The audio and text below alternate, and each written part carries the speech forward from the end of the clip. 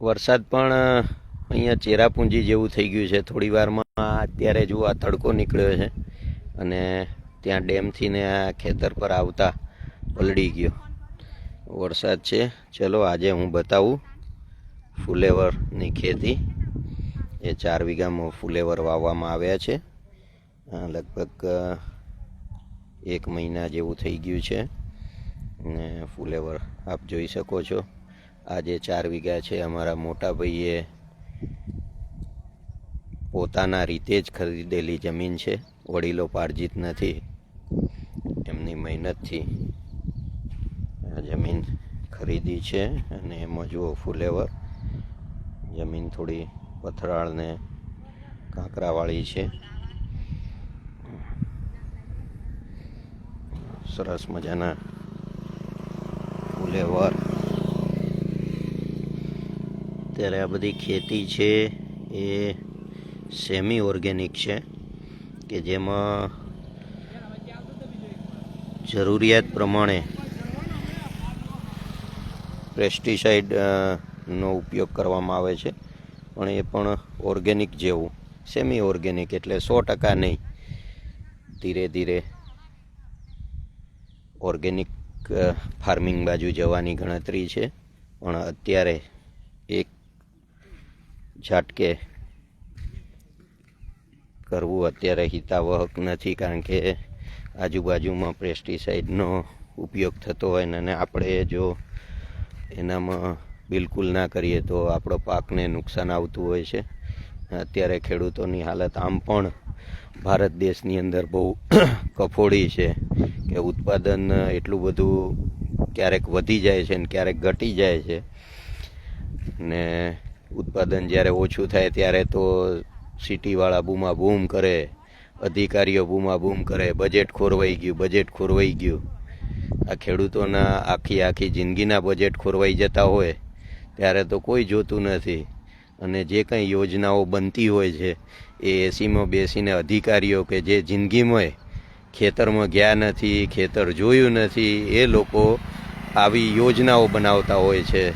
તો મારી નમ્ર અપીલ છે સરકારને પણ કે તમે કૃષિ મંત્રીથી માંડીને કૃષિ સચિવો કે જે કંઈ હોય, તલાટીથી માંડીને દરેક મિત્રો, જે કોઈ ખેતીને લગતા માણસો હોય, જો ખેડૂત બાજુથી ને અનામત રાખવામાં આવે ને ખેડૂતના દીકરા હોય તો એમને જરા પરિસ્થિતિનો તાગ આવી જાય. તો આપ જુઓ વાતાવરણની સાઈડ ઇફેક્ટો પણ વધુ થાય છે. જેટલું ખેડૂતે ધાર્યું એટલું ઉત્પાદન આવતું નથી. એટલે એવું નથી કે નથી થતું, સારું બધું જ સારું પાકે છે, પણ ઘણી વખત સારું પાકે ત્યારે ભાવ નથી મળતા હોતા. એટલે આવી વિષમ પરિસ્થિતિઓ બિચારા ખેડૂતની જોડે જોઈએ છે. ને એક ખેડૂત જ એક એવો માણસ છે કે તમે જુઓ આ ખેતર છે, કોઈ પણ ખેડૂતનું ખેતર હોય તો એમાં ક્યાંય તાળું મારેલું નથી. ને દુકાનદાર પોતાની નાની દુકાન હોય તો એ છતાંય તાળું મારી રાત્રે ઘેર જઈને ઊંઘી જતા હોય છે. આ ખેડૂતને કોઈ જગ્યાએ તાળું મરાય એવી જગ્યા હોતી નથી.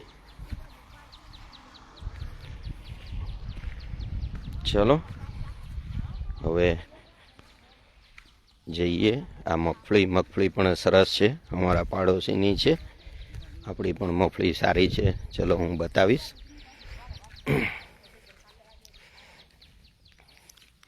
ખેડૂતોને અત્યારે સૌથી મોટો જો પ્રશ્ન સતાવતો હોય ને તો એ ભૂંડનો છે. એટલે આમ જોવા જઈએ તો તાર ફેન્સિંગ પણ કરતા હોય છે, પણ છતાં પણ ભૂંડ નિયંત્રણમાં નથી આવતા. તો સરકાર આના માટે ખાસ કંઈક એવી યોજના બનાવો કે જેથી કરીને આ ભૂંડનો પરેશાની એટલી બધી હોય છે. ને ભૂંડ કેવું છે કે રાત્રે જ ખેડૂતો બિચારા ઘેર જાય ને એટલે રાત્રે જ આ લોકોના ટોળા ઘસી આવતા હોય છે અને ખૂબ નુકસાન કરે છે. એ છે સાહુડી છે. તકલીફ તો છે બધાને. ચલો નીકળીએ. રસ્તામાં બતાવું તમને ફાર્મિંગ. સરસ મજાના એટલે ગમે ત્યાં જાઓ, રસ્તામાં જો કોઈ શાકભાજી વેચતું હોય ને જો ખેડૂત હોય તો મહેરબાની કરીને ભાવ તાલમાં રકઝક ક્યારેય કરવી નહીં. એમની મહેનતને એક વખત માટે તમે જોવા આવજો તો તમને ખ્યાલ આવશે. અત્યારે આ અમારા મરચાં જે મલ્ચિંગમાં કરેલા છે, 15 જ દિવસ પહેલાં 1000 રૂપિયા ભાવ હતો. અત્યારે ઉતરવાનું ચાલુ થયું છે એટલે 300 થી 400 રૂપિયા ભાવ મણનો. શું કરે ખેડૂત મિત્રો?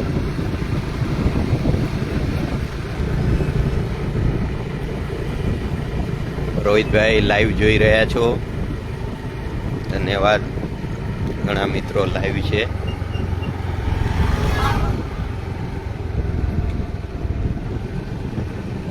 બાજુ ભીંડા. સારું, આ સરસ મજાનો આભાર માનીએ છીએ સરકારશ્રીનો. સરસ મજાનો રોડ બનાવી દીધો. નહીં તો અત્યારે ચોમાસામાં આ જગ્યા પરથી નીકળવું મુશ્કેલ રહેતું હતું. એની જગ્યાએ જો આ સરસ મજાના પપૈયા આપણા નથી પણ આપણા વગડામાં છે, સરસ છે.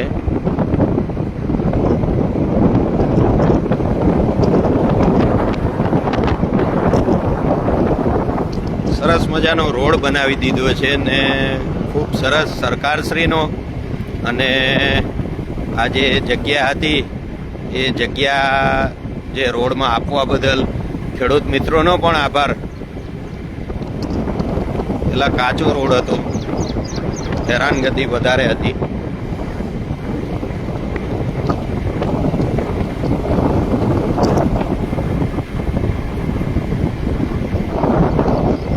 પૈયાના લોટે લોટ.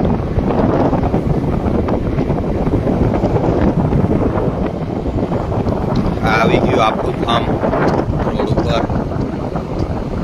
મગફળી છે, સરસ મજાની મગફળી છે ને આ વર્ષે એમાં માટી, લાલ માટી નાખેલી છે. લાલ માટીમાં મગફળી કેવી થાય છે, કેવા ઉતારા આવે છે એ ચોક્કસ તમને જણાવવામાં આવશે. ખર્ચો વધુ પ્રમાણમાં છે. મંજુલાબેન લાઈવ થઈ ગયા છે કચ્છથી, અમારા ભાભી.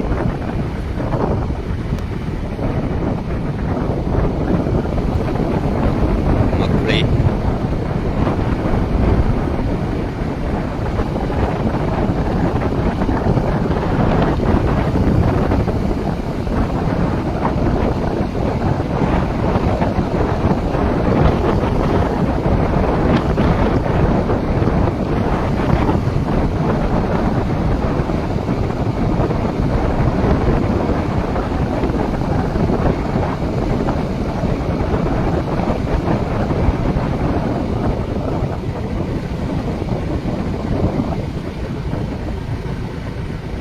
થોડી વાર માટે ઇન્ટિરિયર રોડ ઉપર આપણે જઈશું એટલે મોબાઈલ હું ખીચામાં મૂકી દઉં કે અહીંયા બે હાથે ચલાવવી પડે એવું જ છે.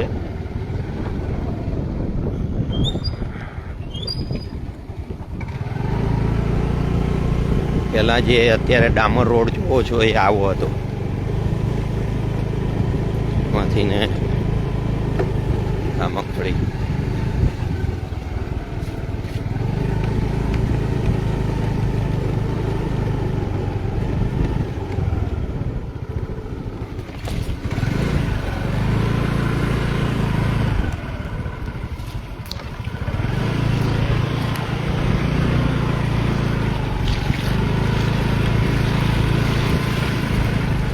ભરતભાઈના પપૈયા.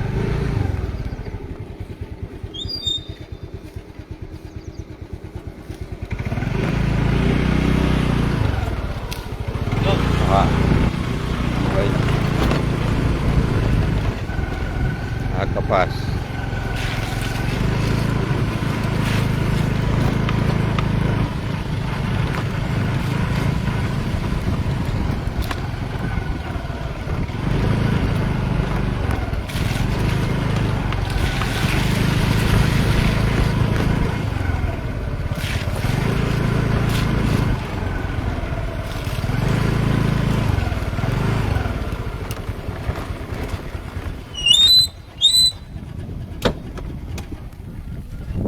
ચાલો, અમારા દાદાનું દેવસ્થાન અત્યારે ત્યાં ચૈતન્ય સમાધિ, ચેતન સમાધિ પહોંચી ચૂક્યા છીએ.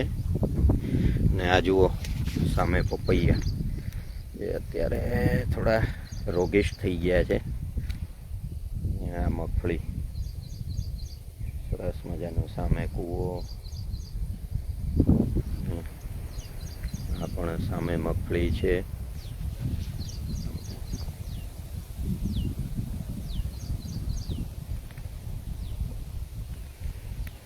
આ આંબા આપણે લગભગ 1 મહિના પહેલાં વાવ્યા હતા. જોઈએ ચલો એમાં કેવી ફૂટ થઈ છે. આ ઝટકો લગાવેલો છે, ચાલુ છે કે નહીં. ભૂંડનો ખૂબ ત્રાસ છે, ખૂબ બિચારા કંટાળી ગયા છે ખેડૂતો. હા, સરસ મજાની નવી ફૂટ આવી ગઈ છે આંબાની અંદર. ને આ 12માસી આંબો. આપણે ખેતરને વાડી બનાવવાનો એક કન્સેપ્ટ નક્કી કર્યો છે ને કન્સેપ્ટના આધારે અહીંયા પેલા આંબા વવાઈ ગયા છે. હવે જોઈએ, જો આ પણ આંબો ફૂટી ગયો છે. આ પણ આંબામાં નવી ફૂટ આવી ગઈ છે. પછી જોઈએ, એક અહીંયા નીચે પડી ગયો છે, પણ એ ઝટકાની અંદર લાગેલો છે.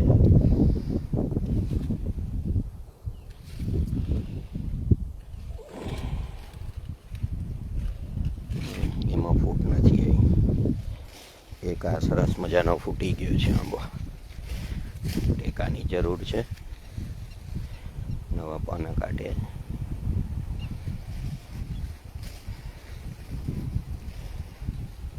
આમાં બાકી છે નવા પાના આવવાના. 10 આંબા વાવ્યા છે. હવે જોઈએ, આમાં પણ બાકી 50% ઓલમોસ્ટ કમ્પ્લેટ ચોટી ચૂક્યા છે. કમ્પ્લેટ 50% જેવા બાકી છે.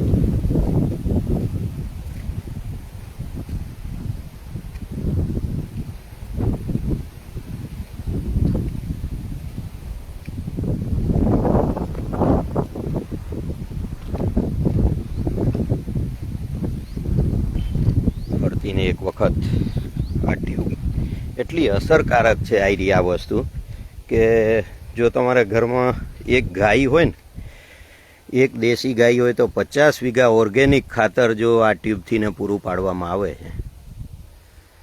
એટલે ખરી રીતે ખેડૂત મિત્રોએ આ વસાવા જેવું છે.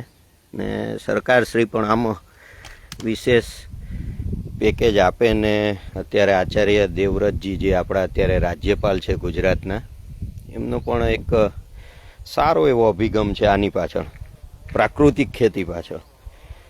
ને પ્રાકૃતિક ખેતી જોડે કંઈ બધી જમીનમાં પ્રાકૃતિક ખેતી એ નહીં જાય થઈ શકે.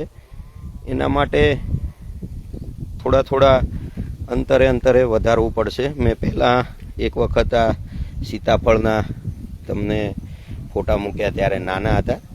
આ જુઓ, આ 1 kg સીતાફળ છે. પહેલી વખત થાય છે. હવે કેવા થાય છે, છોડવો 1 kg પ્રમાણે આપણે લાવ્યા છીએ, કેવા થાય છે. થોડો લીમડાનો છાંયો પડતો હોય ને એવું લાગે છે. આ લીંબુ, સરસ મજાના લીંબુ.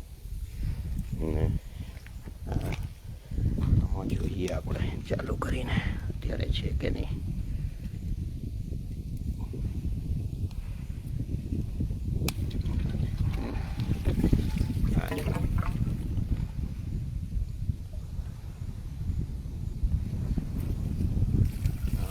સરસ મજાનું આ જે છે ને, એ જીવામૃત ગમે તેવું છોડવો સુકાવાની તૈયારી કરતો હોય ને, તો એ તમે ચડાવો ને તો કમ્પ્લીટ થઈ જાય છે. એ મારું પર્સનલ અનુભવ છે. બાયડની અંદર 2 છોડવા સુકાતા હતા, ત્યારે આ જીવામૃત ચડાવ્યું એટલે કમ્પ્લીટ થઈ ગયા. અને આ અમારો વર્ષો જૂનો કૂવો.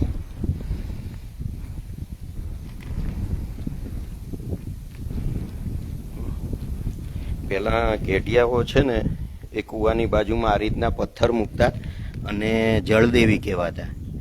એટલે આ કૂવામાં આ જળદેવીએ પાણી આવી જાય એટલે એમ કહેવાય કે મેઘલાડુની તૈયારી કરવાની ને સારું વરસ જાય ને એવી બધી માન્યતાઓ હતી. અમે નાના હતા ત્યારે અમારા દાદા અમને સ્પેશિયલ અહીંયા આ જળદેવીના ત્યાં અગરબત્તી એક ખોડાવડાવતા, દીવો કરાવતા. પાણીની કિંમત હતી એ વખતે.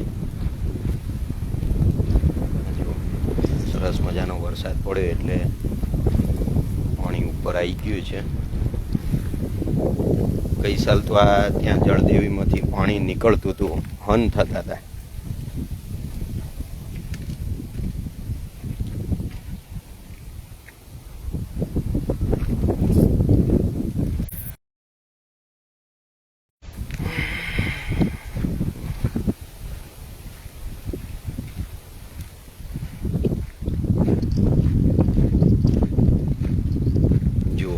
આજે માટી નાખી છે, લાલ માટી, એમાં મગફળી ક્યાંક શું લેટ પડ્યા હતા પણ છતાં પણ સારી મગફળી થઈ ગઈ છે.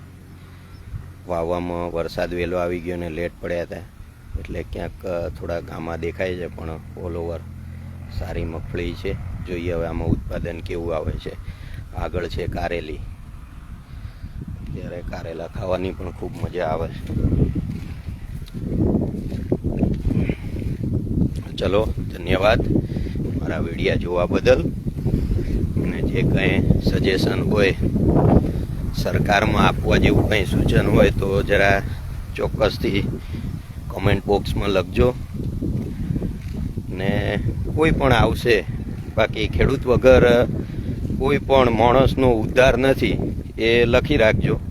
કારણ કે બધું કંપનીઓમાં બનાવી શકશો પણ બાકી ઘઉં કંપનીમાં નહીં બને, ચોખા કંપનીમાં નહીં બને, મગફળી કંપનીમાં નહીં બને. આ બધું તમે ઓલાની જેમ ફેક્ટરીમાં દરેક વસ્તુ કદાચ બનાવી શકો પણ અનાજ છે એ ક્યારે કંપનીમાં નહીં બને. ને અનાજ ઉગાડતો વ્યક્તિ એ લાચાર નથી પણ લાચાર બનાવી દેવામાં આવ્યો છે. બાકી ખેડૂતોને આપણે કહીએ છીએ કે સંગઠન બનાવો, એક થાવ, અને તાકાત નથી કોઈની કે તમને ચૂકવી શકે. અત્યારે આ બટાકાનો કંઈક મારા પર મેસેજ આવ્યો છે કે કંઈક આંદોલન કરવા જવાના છીએ ને કંપનીઓ કંઈક ભાવમાં આનાકાની કરતી હોય છે. હવે મંદી પડી છે તો ભાવમાં આનાકાની, તેજી હોય ત્યારે તો કોઈ પૂછતું નથી. કોન્ટ્રાક્ટ કરેલો હોય, માલ ઉઠાવો, ધન ધનાઈને ઉઠાવે છે. અને જ્યારે મંદી પડી હોય એટલે આવતા વર્ષના નાટક ચાલુ થઈ જાય છે. તો કંપનીઓ પણ સજાગ રહે. કારણ કે હવે કોઈ ખેડૂતો લાચાર બિચારા કે દુબળા હશે પણ એને હવે એવી કંઈ લાચારીને દુબળાપણામાં રહેવાની જરૂર નથી. ચલો, જય જવાન, જય કિસાન, જય વિજ્ઞાન.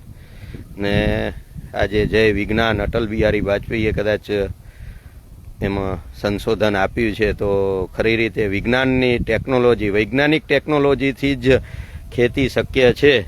તો એના પર આપણે ધ્યાન રાખીએ. ધન્યવાદ, આભાર. હું પોતે ખેતી નથી કરતો મિત્રો, કારણ કે લોકો કહેતા હોય કે ભાઈ આ ભાઈ તો દાબેલી બનાવે, ખેતી તો કરતા નહીં, વાતો મોટી મોટી કરે છે. પણ મેં જોયું છે કે ખેડૂત બિચારા જ્યારે વેચવા જાય ને એટલે અદબ પલાઠી વાળીને ઊભા રહેતા હોય ને જે શેઠ નક્કી કરે ભાવ આપ લઈને આવતા હોય, બિચારા બધા બજેટો એમના ખોરવાઈ જતા હોય. ત્યારે વિનંતી છે કે આપણે એવા લાચારીપણામાં રહેવાની કોઈ જરૂર નથી. આપણો માલ છે ને આપણે કિંમત કરવાની છે. એના માટે સંગઠિત થઈએ. જય